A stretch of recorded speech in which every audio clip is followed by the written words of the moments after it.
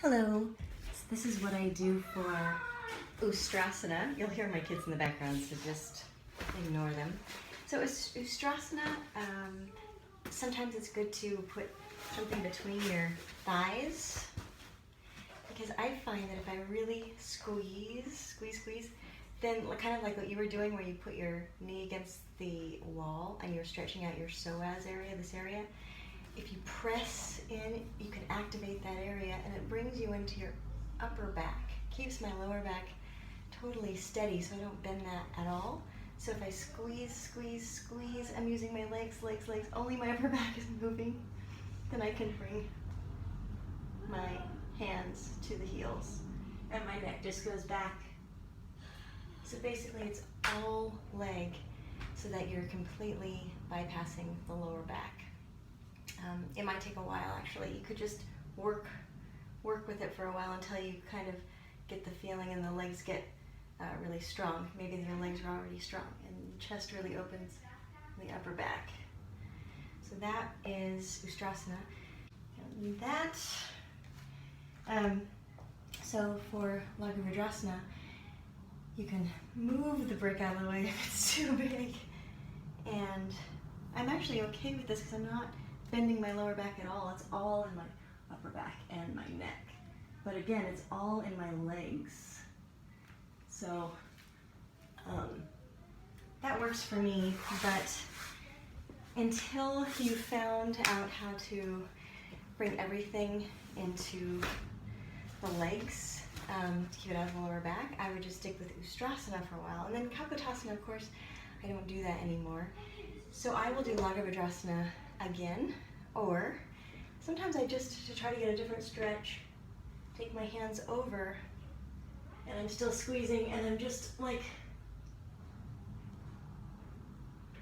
allowing myself to sort of hang back but really using my legs. I find the more that I can use my legs, the more that it keeps it out of my lower back and I feel safe. So yeah, that's what I do.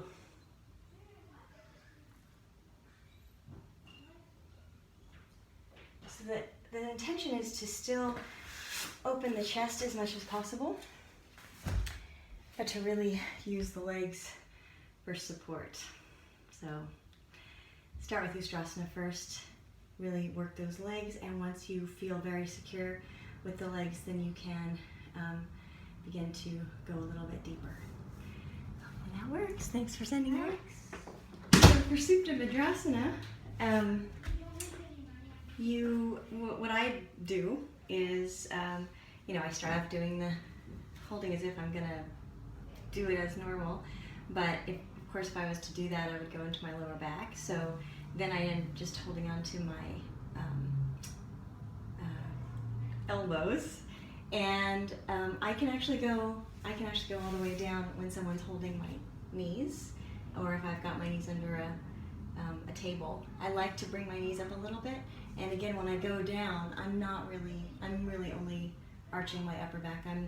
My lower back is pretty much a plank. So but the way that it works best for me is to not try to grab the toes, and also not to have anybody hold my hands, because that will increase the arch. And the main thing about any of these back bends is you have to control your arch every time, because you're the only one that knows what's safe.